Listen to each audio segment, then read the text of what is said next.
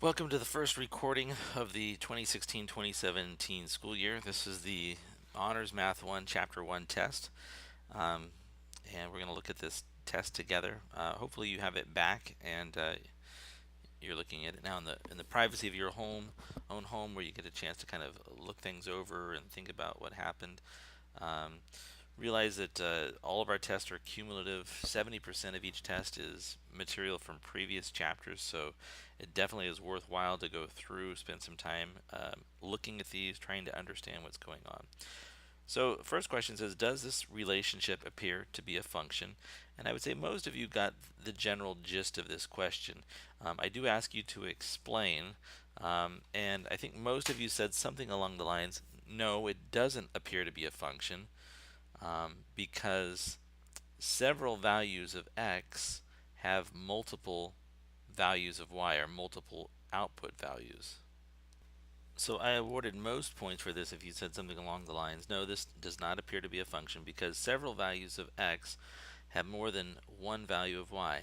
This makes it impossible for this function to be consistent and predictable. And those are two key words that we're looking for when we're talking about whether or not a relationship is a function. Relationships that are not consistent and predictable are not functions. And the other thing that I did was I think this was a 5 point part, and I took off a point if you did not give me a for instance. So if you look at for instance, and we consider the input value of 7, right, when x equals 7, you can see this function does not behave in a consistent or predictable fashion, because right here I can see that there is a value of x close, or y rather, close to about y equals 1.5 here, and this is very close to y equals 3.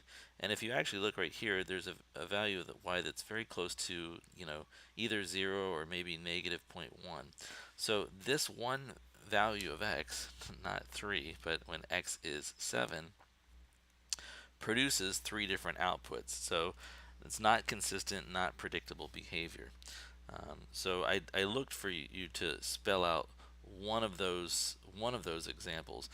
Some of you said, you made statements that weren't true. Like you might have said, for example, oh, this function, um, all of the values of x have more than one output of y, and that's not true, because if you look at the value of 1, for example, when x is 1, you can see there's pretty much just this one value. It looks like y is 5. So, unfortunately, that's not enough to make a relationship. But it's not that all values of x were not consistent and predictable, but if even one of them is not consistent and predictable, it's not a function. So again, I was looking for an example, and that probably would have looked something like this in writing. And you can see I just added it. For example, when x is 7, y could be 3, 1.5, or negative -0.1. The next thing says, what is the domain of this function?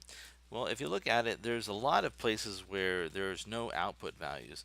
So for example, all of these values are not producing outputs, but you can see once I reach approximately x is 1, all of a sudden now I'm producing outputs. Some of them are multiple outputs, but there are values all throughout here, and that stops abruptly when I reach x is 9.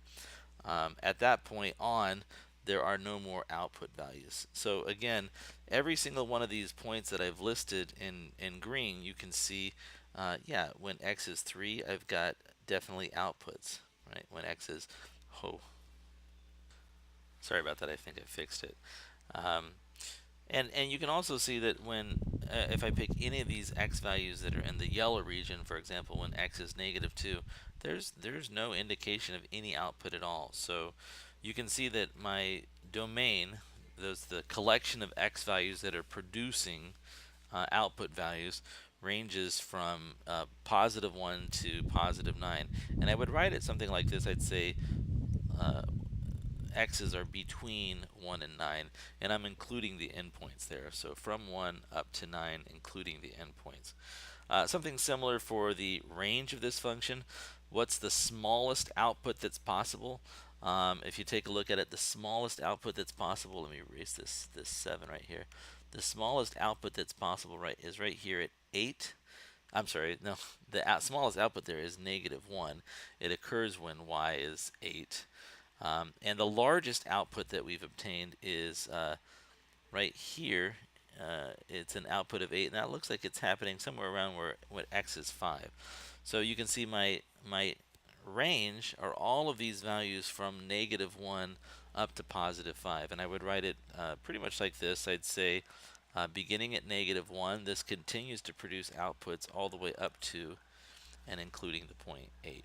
Now, again, I've said that you could say something like from 1 to 9 for the domain, and from -1 up to 8 for the range. But it's nice to look at this notation with the inequalities, because it very precisely talks about the things that are producing outputs, the elements in the domain, and the the range of values that are possible as outputs. The next question is, what is the value of the function when f is 1? And if you look at it, I circled it already in red. You can see when f is 1, it looks like we're producing an output here of about 5. So you would just say something along these lines. You could write f at 1 is equal to 5. And also here it says, what are the values? Notice I did say values plural, possibly, right? Because if it's not a function, you could have multiple values. And for example, for f of 7, we've already said the values that were possible. You can see there are 3 of them. We could get y as 3, we could get y as 1.5, and we could get y as somewhere around -0.1. And again, if you were off by the decimal, that's fine, right? If you said -10, I wasn't there. But if you would have said y is 0, that would have been fine too. So f of 7 could produce we said -0.1, about 1.5, and it looked like 3. So any of those 3 values were possible as outputs for this particular input. And then finally, what value of x will make the function output a value of 8?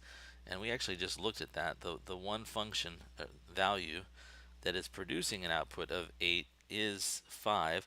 Again, it's not a function because it's not consistently producing 8, but you can see right here sometimes it'll produce 8 and sometimes it'll produce a number a little bit less than 4.